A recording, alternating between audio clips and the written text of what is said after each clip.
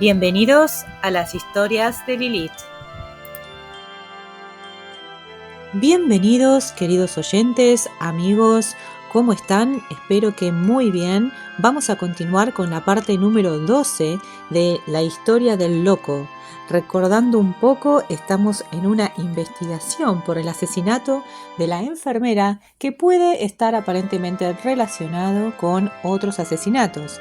Tenemos a la investigadora fiscal Lucy que se ha instalado con la ayuda de nuestros personajes Francis, el pajarillo, y Peter, el bombero.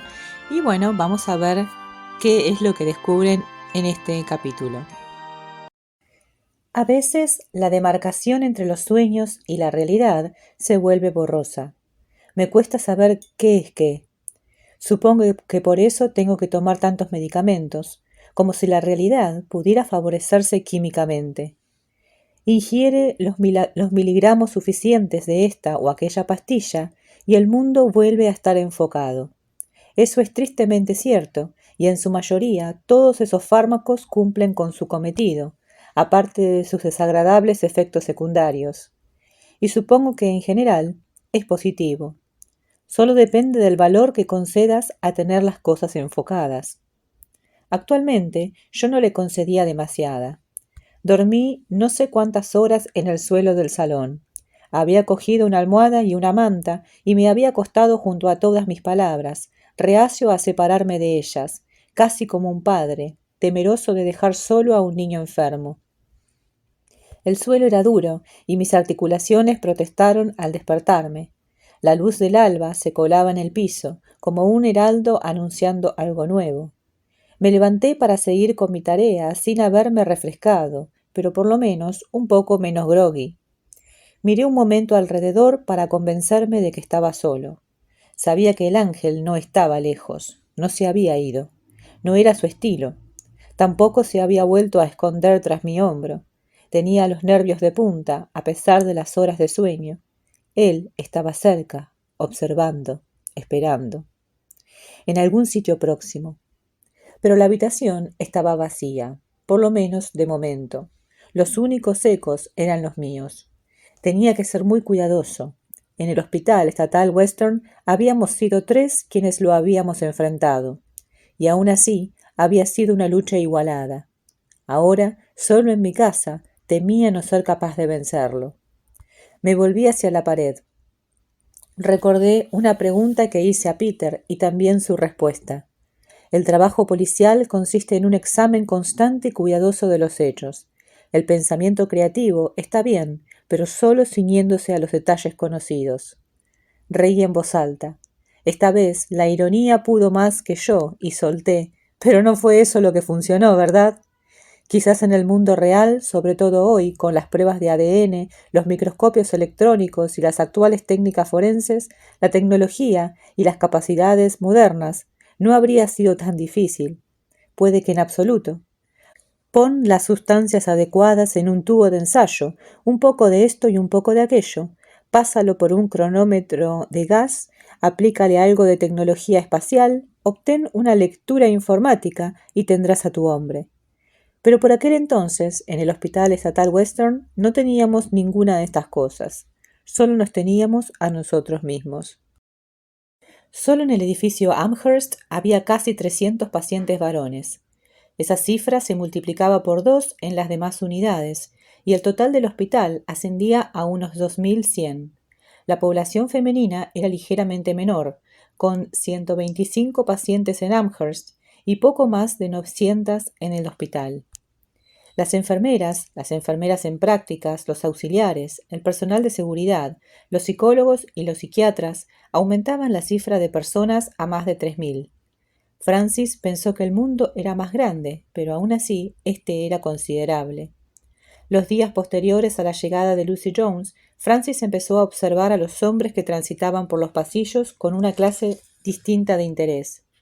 La idea de que uno de ellos fuera un asesino lo inquietaba, y se daba la vuelta cada vez que alguien se le acercaba por detrás. Sabía que eso era irracional, y también que sus temores eran infundados.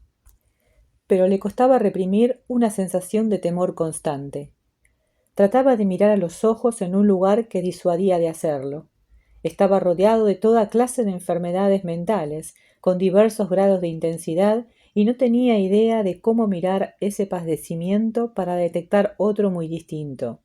El clamor que sentía en su interior, procedente de todas sus voces, aumentaba su nerviosismo. Se sentía cargado de impulsos eléctricos que se disparaban al azar. Sus esfuerzos por tranquilizarse fracasaban y se sentía exhausto. Peter el bombero no parecía tan frustrado. De hecho, Francis observó que cuanto peor se sentía él, mejor parecía estar Peter. Su voz reflejaba más decisión y su paso más rapidez por los pasillos. Parte de la tristeza esquiva que mostraba cuando llegó al Hospital Estatal Western había desaparecido. Peter tenía energía, algo que Francis envidiaba, porque él solo tenía miedo. Pero el tiempo que pasaba con Lucy y Peter en el despacho de ésta conseguía sosegarlo un poco. En ese espacio reducido, hasta sus voces interiores callaban y podía escuchar lo que ellos le decían en relativa tranquilidad. La prioridad, como le explicó Lucy, era establecer una forma de reducir la lista de posibles sospechosos. Dijo que podía consultar las historias clínicas de cada paciente y decidir quién había estado en condiciones de matar a las demás víctimas que ella creía relacionadas con el asesinato de Rubita. Tenía otras 3 fechas, además de la de Rubita. Cada asesinato había tenido lugar unos días antes de que se encontrara el cadáver. Era evidente que la gran mayoría de los pacientes no estaba en la calle durante la época en que se cometieron. Era fácil desechar a los pacientes de larga estancia, en especial los ancianos. No informó de esta primera investigación ni a Gulptilil ni a Evans, aunque Peter y Francis sabían lo que estaba haciendo. Eso creó cierta tensión cuando pidió al señor del mal las historias clínicas del edificio Amherst. Por supuesto, dijo Evans, guardo los expedientes principales en mi despacho, en unos archivadores. Puede ir y revisarlos siempre que quiera. Estaban frente al despacho de Lucy. Era primera hora de la tarde y el señor del mal ya había ido 2 veces esa mañana a preguntarle si podía ayudarla en algo, y para recordar a Francis y Peter que la sesión en grupo iba a celebrarse como siempre y que tenían que asistir. Ahora me iría bien, respondió Lucy y se dispuso a entrar, pero el señor del mal la detuvo. Solo usted, dijo con frialdad, los otros 2 no. Me están ayudando, replicó Lucy, ya lo sabe. El señor del mal asintió, pero a continuación negó con la cabeza. Puede que sí, dijo, eso está por verse, y como usted sabe tengo mis dudas, pero eso no les da derecho a ver las historias de otros pacientes. En esos expedientes hay información personal y confidencial, obtenida en sesiones terapéuticas, y no puedo permitir que otros pacientes la examinen. Eso no sería ético por mi parte y supondría una violación de las normas sobre la confidencialidad. Debería saberlo, señorita Jones. Disculpe, contestó ella. Tiene razón, por supuesto. Es solo que supuse que, dadas las circunstancias, podría ser un poco más flexible. Por supuesto, sonrió él, y deseo ofrecerle la máxima colaboración en su búsqueda inútil, pero no puedo violar la ley, ni es justo que me lo pida, ni a mí ni a cualquier otro supervisor del hospital. El señor del mal llevaba el cabello largo y gafas de montura metálica, lo que le confería un aspecto desaliñado. Para compensarlo solía ponerse corbata y camisa blanca, aunque siempre tenía los zapatos raspados y deslustrados. Francis pensaba que era como si no quisiera que lo relacionaran con el cambio ni con el status quo. No desear pertenecer a ninguna de esas cosas ponía al señor del mal en una situación difícil. Claro, dijo Lucy, yo no haría eso. Sobre todo porque sigo esperando que me enseñe algún indicio real de que la persona que busca está aquí. La fiscal sonrió. ¿Y exactamente qué clase de prueba le gustaría que le enseñara? Preguntó. Evans también sonrió, como si le gustara esa especie de esgrima. Estocada, parada, ataque. Algo que no sean suposiciones. Quizás un testigo creíble, aunque dónde podría encontrar uno en un hospital psiquiátrico se me escapa. Soltó una risita, como si bromease. O quizás el arma del crimen, que hasta ahora no se ha encontrado. Algo concreto, algo consistente.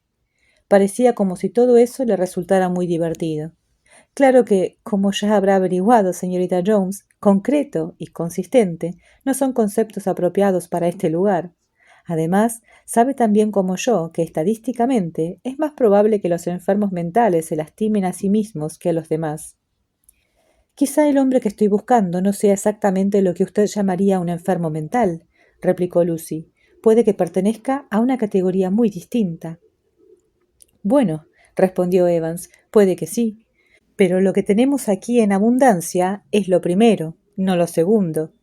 Hizo una pequeña reverencia y señaló con el brazo su despacho. ¿Todavía quiere examinar los expedientes? Preguntó. Tengo que hacerlo, dijo Lucy a Peter y Francis. Empezar por lo menos. Nos veremos después. Peter observó con ceño a Evans, que no le devolvió la mirada, y se llevó a Lucy Jones por el pasillo, apartando a los pacientes que se le acercaban con movimientos bruscos. A Francis le recordó a un hombre que se abre paso por la selva con un machete. Estaría bien que resultara que ese hijoputa es el hombre que andamos buscando, dijo Peter entre dientes. Haría que todo el tiempo pasado aquí valiera la pena. Soltó una carcajada. Bueno, pajarillo, el mundo no es nunca así de generoso. Y ya sabes el proverbio, cuidado con lograr lo que deseas. Pero incluso mientras hablaba, siguió observando cómo Evans se alejaba por el pasillo. Voy a hablar con Napoleón, añadió. Por lo menos, él tendrá una perspectiva del siglo XVIII sobre todo esto. Y se alejó deprisa hacia la sala de estar. Mientras dudaba si acompañarlo, Francis vio a Negro Grande apoyado contra la pared del pasillo, fumando un cigarrillo, con el uniforme blanco bañado en la luz que se filtraba por las ventanas, de modo que relucía. Por el mismo motivo, su piel parecía aún más oscura. Francis reparó en que el auxiliar los había estado observando. Se acercó a él y el hombre corpulento se separó de la pared y dejó caer el cigarrillo al suelo. Un mal hábito, aseguró, y con tantas probabilidades de matarte como cualquier otra cosa en este hospital. No se puede estar del todo seguro con todo lo que ha pasado. Pero no empieces a fumar como los demás, pajarillo. Aquí hay muchos malos hábitos. Intenta no adquirirlos, pajarillo, y tarde o temprano saldrás de aquí. Francis no respondió y observó cómo el auxiliar contemplaba el pasillo y fijaba los ojos en un paciente y luego en otro, aunque era evidente que su atención estaba en otra parte. ¿Por qué se odian, señor Moses?, preguntó Francis. Negro Grande no respondió directamente, sino que dijo: ¿Sabes qué? A veces, en el sur, donde yo nací, había ancianas que presentían cuándo iba a cambiar el tiempo. Sabían cuándo iban a estallar tormentas, y en especial durante la época de los huracanes, iban de un lado a otro husmeando el aire, diciendo en ocasiones cánticos y hechizos, o lanzando huesos y valvas en un trozo de tela. Una especie de brujería, ya sabes. Ahora que tengo estudios y vivo en un mundo moderno, sé que no hay que creer en esos hechizos y conjuros. Pero el problema es que siempre tenían razón. Llegaba una tormenta y ellas lo sabían mucho antes que nadie. Avisaban a la gente que reuniera el ganado, arreglara el techo de la casa o se habituallara para una emergencia que nadie más preveía, pero que se acercaba de todos modos. No tiene sentido si lo piensas. Lo tiene todo si no lo piensas. Sonrió y le apoyó la mano en un hombro. ¿Tú qué opinas, pajarillo? Cuando miras a esos dos y ves cómo se comportan, ¿presientes también que la tormenta se acerca? Sigo sin entender, señor Moses. Te diré una cosa. Evans tiene un hermano, y puede que lo que hizo Peter afectara a ese hermano. Y cuando Peter vino aquí, Evans se aseguró de ser él quien se encargara de su evaluación. Se aseguró de que Peter supiera que fuera lo que fuese lo que quisiera, él le impediría conseguirlo. Pero eso no es justo. Yo no he dicho que sea justo, pajarillo. No he dicho en absoluto que las cosas sean justas, en un sentido o en otro. Solo he dicho que puede que eso sea parte del problema, y no tiene aspecto de mejorar, ¿no crees? Se metió una mano en el bolsillo, y el juego de llaves que llevaba colgado del cinturón tintineó. Señor Moses, ¿puede ir a todas partes con esas llaves? Aquí y en los demás edificios. Abren las puertas de seguridad y las puertas de los dormitorios, incluso las celdas de aislamiento. ¿Quieres cruzar la verja de entrada, Francis? Estas llaves te allanarían el camino. ¿Quién tiene una llave como esas? Los supervisores de enfermería, seguridad, auxiliares como mi hermano y yo, el personal principal. ¿Saben dónde están todos los juegos en todo momento? Deberíamos, pero como con todo lo demás, lo que debería ser no es lo que pasa en realidad. Pero bueno, sonrió. Empiezas a hacer preguntas como la señorita Jones y como Peter. Él sabe cómo preguntar cosas. Tú estás aprendiendo. Francis sonrió en respuesta al cumplido. Me gustaría saber si alguien controla dónde están los juegos de llaves en todo momento, insistió. No formulas bien tu pregunta, pajarillo. Negro Grande sacudió la cabeza. Inténtalo otra vez. ¿Faltan llaves? Sí, esa es la pregunta adecuada. Sí, faltan unas llaves. ¿Las ha buscado alguien? Sí, pero quizá buscar no sea la palabra adecuada. Miraron en todos los sitios probables y lo dejaron por inútil. ¿Quién las perdió? Bueno, repuso Negro Grande con una ancha sonrisa. Esa persona es nuestro buen amigo el señor Evans. El corpulento auxiliar soltó otra carcajada y vio que su hermano se acercaba. Oye, lo llamó, Pajarillo está empezando a averiguar cosas. Francis vio que las enfermeras del puesto situado en mitad del pasillo sonreían, como si se tratara de una broma. Negro Chico también lo hizo cuando llegó a su lado, y preguntó: ¿Sabes qué, Francis? ¿Qué, señor Moses? Si aprendes a manejarte en este mundo, hizo un gesto con el brazo para indicar el hospital, y controlas bien todo esto, no te resultará difícil entender el mundo exterior, si tienes la oportunidad, claro. ¿Cómo puedo tener esa oportunidad, señor Moses? Esa es la pregunta del millón. ¿Cómo alguien consigue esa oportunidad? Hay formas, pajarillo. Hay más de una, por lo menos. Pero no hay simples pautas de sí o no. Haz esto o haz lo otro y conseguirás una oportunidad. No, no funciona así. Tienes que encontrar tu propio camino. Lo encontrarás, pajarillo. Solo tienes que reconocerlo cuando se presente. Ese es el problema. Francis pensó que Negro Chico sin duda se equivocaba, y no creía poder entender ningún mundo. Varias voces resonaron en su interior, y trató de escuchar lo que decían, porque supuso que tenían alguna opinión. Pero cuando se concentraba, vio que ambos auxiliares lo observaban y tomaban nota de lo que su rostro expresaba. Por un instante se sintió desnudo, como si le hubieran arrancado la ropa. Así que sonrió del modo más agradable que pudo, y se alejó por el pasillo, deprisa, y echó un mar de dudas. Lucy estaba sentada tras la mesa del despacho de Evans, mientras éste revolvía uno de los 4 archivadores alineados contra una pared. En una esquina había un retrato de bodas. Se veía a Evans con el pelo más corto y peinado, vestido con un traje diplomático azul que parecía subrayar su complexión delgada. Estaba de pie junto a una mujer joven que llevaba un vestido blanco que apenas ocultaba un embarazo prominente y lucía una guirnalda de flores en un ensortijado cabello castaño. Los rodeaba un grupo que incluía personas de todas las edades, desde muy mayores hasta muy jóvenes, con unas sonrisas similares que Lucy calificó de forzadas.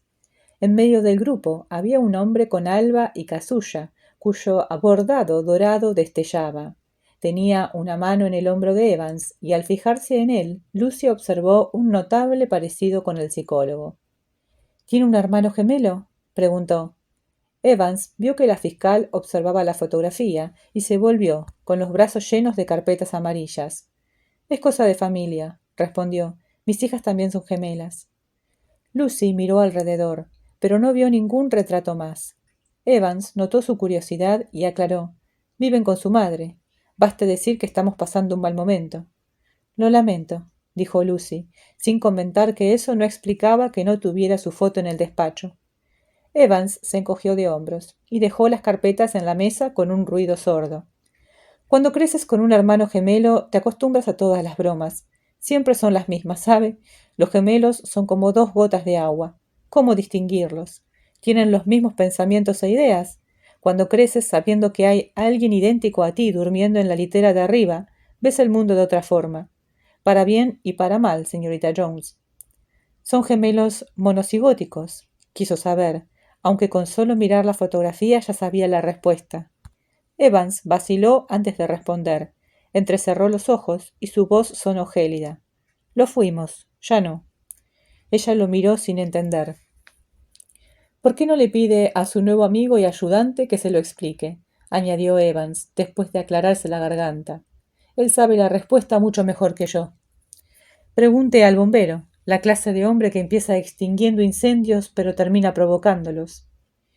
Ella no contestó y se acercó los expedientes. Evans se sentó frente a ella, se recostó y cruzó las piernas de un modo relajado para observar qué hacía. A Lucy la incomodó la intensidad de su mirada. ¿Querría ayudarme?, preguntó. Lo que quiero hacer no es nada difícil. Para empezar, me gustaría desechar a los hombres que estaban en el hospital cuando tuvieron lugar los otros 3 asesinatos. Si estaban aquí. No podían estar fuera, por supuesto, asintió él. Hay que cotejar las fechas. Exacto. Solo que hay algunos elementos que lo complican un poco. ¿Qué clase de elementos? Hay muchos pacientes que están en el hospital de forma voluntaria, respondió Evans tras frotarse el mentón. Pueden entrar o salir, un fin de semana, por ejemplo, a petición de algún familiar responsable. De hecho, eso se alienta. Así que puede que alguien cuya historia parezca indicar que se trata de un paciente internado a tiempo completo pasara en realidad cierto tiempo fuera del hospital. Bajo supervisión, claro. O por lo menos, bajo una supuesta supervisión. Ese no es el caso de las personas internadas por orden judicial, ni tampoco el de los pacientes a quienes se considera un peligro para ellos mismos o para los demás. Si estás aquí debido a un acto violento, no puedes salir, ni siquiera para una visita a casa, salvo que un miembro del personal considere que eso puede ayudar al tratamiento terapéutico. Pero eso también dependerá de la medicación que recibe el paciente.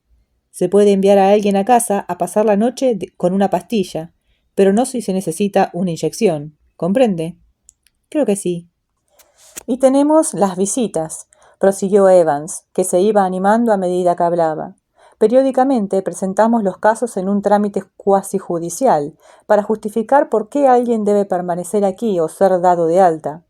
Viene un defensor de oficio de Springfield y tenemos un abogado para los pacientes, que integra un tribunal con el Dr. Wiltirill y alguien de los servicios de salud mental estatales. Algo parecido a una junta de la libertad condicional. Su utilidad es irregular. ¿A qué se refiere con irregular? La gente recibe el alta porque está estabilizada, pero vuelve al cabo de un par de meses, después de descompensarse. Tratar a una enfermedad mental tiene algo de puerta giratoria. Pero los pacientes que hay en el edificio Amherst, no sé si tenemos en la actualidad algún paciente con capacidad, tanto social como mental, para que se le conceda un permiso. Puede que un par, como mucho. No tenemos programada ninguna visita que yo sepa. Tendría que comprobarlo. Además, no tengo idea sobre los demás edificios. Tendrá que preguntárselo a mis colegas. Creo que podemos descartar los demás edificios, aseguró Lucy. El asesinato de Rubita ocurrió aquí, y es probable que el asesino esté aquí. ¿Por qué supone eso? Evans sonrió de un modo desagradable, como si lo que acababa de decir fuera una broma que ella no captaba. Simplemente pensaba. Evans la interrumpió. Si su hombre es tan inteligente como usted cree, imagino que ir de un edificio a otro por la noche no le resultaría un problema insuperable. Pero los de seguridad patrullan los terrenos del hospital. No detectarían a alguien que fuera de un edificio a otro. Por desgracia, como tantos organismos estatales, estamos faltos de personal, y seguridad efectúa unas rondas establecidas a horas regulares, fáciles de burlar si uno quiere, y hay otras formas de desplazarse sin ser visto. Lucy dudó de nuevo, y Evans añadió su opinión durante esa pausa. Larguirucho tenía un móvil, la oportunidad y el deseo, y su ropa tenía manchas de la sangre de la enfermera, dijo con tono monocorde. No alcanzo a entender por qué se esfuerza tanto por encontrar a otro culpable. Estoy de acuerdo en que Larguirucho es, en muchos sentidos, un hombre simpático, pero también es un esquizofrénico paranoico y tiene antecedentes de actos violentos, en particular contra mujeres, a las que veía a menudo como adlátares de Satán. Y los días anteriores al crimen se había observado que su medicación era insuficiente. Si revisara su historia clínica, que la policía se llevó con él, vería una anotación mía en la que sugiero que tal vez no recibía la dosis adecuada en la distribución diaria. De hecho, había ordenado que empezaran a administrarle inyecciones intravenosas en los próximos días, porque creía que las dosis orales no le hacían efecto. De nuevo, Lucy no respondió. Quería decirle que para ella solo la mutilación de la mano de la enfermera absolvía al Larguirucho, pero se abstuvo. Aún así, prosiguió Evans a la vez que empujaba los expedientes hacia ella, Si revisa estos y los otros 1000 de los demás edificios, podrá descartar a algunas personas. Yo no me fijaría tanto en las fechas y me concentraría en los diagnósticos. Descartaría a los retrasados mentales y a los catatónicos que no reaccionan ni a la medicación ni a los tratamientos de electroshock, porque no tienen la capacidad física para realizar un acto tan horrendo, y a las demás alteraciones de la personalidad que excluyen lo que usted está buscando. Estaré encantado de responder cualquier pregunta que quiera hacer, pero la parte más difícil, bueno, eso es cosa suya. Y se reclinó para observar cómo ella abría el primer expediente y empezaba a revisarlo. Francis se apoyó contra la pared enfrente del despacho del señor del mal, sin saber muy bien qué hacer. No pasó mucho rato antes de que Peter apareciera y se apoyase a su lado, con la mirada fija en la puerta del despacho donde Lucy estaba estudiando los expedientes. Exhaló despacio, con un sonido sibilante. ¿Has hablado con Napoleón?, preguntó Francis. Quería jugar al ajedrez, así que hicimos una partida y me pegó una paliza, aunque es un buen juego para un investigador. ¿Por qué? Porque existen infinitas variaciones de una estrategia ganadora, y sin embargo, uno tiene los movimientos restringidos por las limitaciones de cada pieza del tablero. Un caballo puede hacer esto. Con la mano trazó un ángulo recto, mientras que un alfil puede hacer esto. Trazó una diagonal. ¿Sabes jugar, pajarillo? Francis negó con la cabeza. Deberías aprender. Mientras hablaban, un hombre fornido que pertenecía al dormitorio de la tercera planta se acercó a ellos. Lucía una expresión que Francis había empezado a reconocer en los retrasados del hospital. Mezclaba el desconcierto con la curiosidad, como si quisiera una respuesta a algo que no podría comprender, lo que le provocaba una frustración casi constante. En el Hospital Estatal Western había varios hombres como él, y asustaban a Francis porque si bien en general eran muy mansos, también eran capaces de una repentina agresividad, inmotivada. Francis había aprendido a alejarse de los retrasados mentales. Este abrió mucho los ojos y pareció gruñir, como enfadado de que en el mundo hubiera tantas cosas fuera de su alcance. Emitió un sonido gutural y siguió observando a Peter y Francis con mirada penetrante. Peter le sostuvo la mirada. ¿Qué estás mirando?, preguntó. El hombre se limitó a emitir otro sonido gutural. ¿Qué quieres?, dijo Peter. El retrasado soltó un gruñido largo, como un animal plantando cara a un rival. Encorvó los hombros y se le desencajó el rostro. Francis tuvo la impresión de que a ojos de aquel hombre él resultaba un ser aterrador, porque la única vara de medir que ese retrasado poseía era la rabia. Una rabia que estalló en ese momento. Apretó los puños y los agitó delante de Francis y Peter, como si golpeara a una visión. «No lo hagas», le dijo Peter. El hombre pareció disponerse a atacarlo. «No vale la pena», repitió Peter, pero se puso en guardia. El retrasado dio un paso hacia ellos y se detuvo. Sin dejar de gruñir con una furia que parecía inmensa, de repente se dio un puñetazo en un lado de su propia cabeza. El golpe resonó en el pasillo. Lo siguió un segundo puñetazo y un tercero, que se oyeron con fuerza. Empezó a sangrarle la oreja. Ni Peter ni Francis se movieron. El hombre soltó un grito, mezcla de triunfo y de angustia. Francis no supo si era un desafío o una rendición. Luego se detuvo, resopló y se enderezó. Miró a Francis y Peter y sacudió la cabeza como para aclararse la visión. Arrugó la frente de un modo socarrón, como si se le hubiera ocurrido una pregunta importante, y en el mismo instante hubiera visto la respuesta. Entonces, con otro gruñido y una media sonrisa, se marchó por el pasillo, farfullando para sí. Francis y Peter lo observaron alejarse vacilante. «¿Qué ha sido eso?», preguntó Francis. «Esa es la cuestión», respondió Peter a la vez que meneaba la cabeza. «Aquí nunca se sabe. Es imposible saber qué provoca que alguien estalle así. ¿O no? Dios mío, pajarillo, espero que sea el sitio más extraño en el que tengamos la desgracia de estar». Volvieron a apoyarse contra la pared. Peter parecía preocupado por el reciente conato de pelea, como si le hubiera indicado algo. «¿Sabes qué, pajarillo? En Vietnam sabíamos que era probable que pasaran cosas extrañas en cualquier momento, cosas extrañas y mortíferas, pero por lo menos tenían algún sentido y alguna razón. Al fin y al cabo, estábamos ahí para matarlos, y ellos para matarnos a nosotros. Tenía cierta lógica perversa.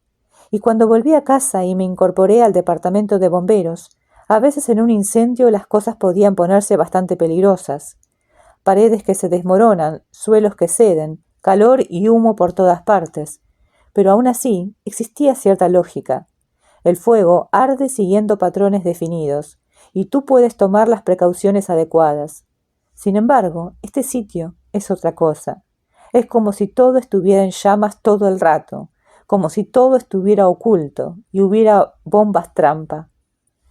¿Habrías peleado con él? ¿Habría tenido elección? Echó un vistazo a los pacientes que se movían por el pasillo. ¿Cómo puede sobrevivir alguien aquí?, preguntó. Francis no tenía la respuesta. No estoy seguro de que se suponga que debamos hacerlo, susurró. Peter asintió y esbozó su sonrisa irónica. Puede que eso, mi joven y loco amigo, sea la cosa más atinada que hayas dicho en tu vida. Este es el fin del capítulo 12. Vamos avanzando poco a poco en las actividades de los investigadores. Y nuestro amigo Francis va tomando el gusto a la investigación, va aprendiendo a hacer preguntas, a observar. Y bueno, de a poco se van a ir acercando al misterio. Pero bueno, aparecen muchas dudas, hay muchísimos personajes, muchísimas posibilidades de un asesino. Cuéntenme ustedes, ¿quién piensan que es el asesino? A ver, díganmelo. Mañana vamos a acercarnos un poco más a la respuesta en el capítulo 13, así que no se lo pierdan. Gracias a todos por sus likes, comentarios y suscripciones y nos vemos mañana.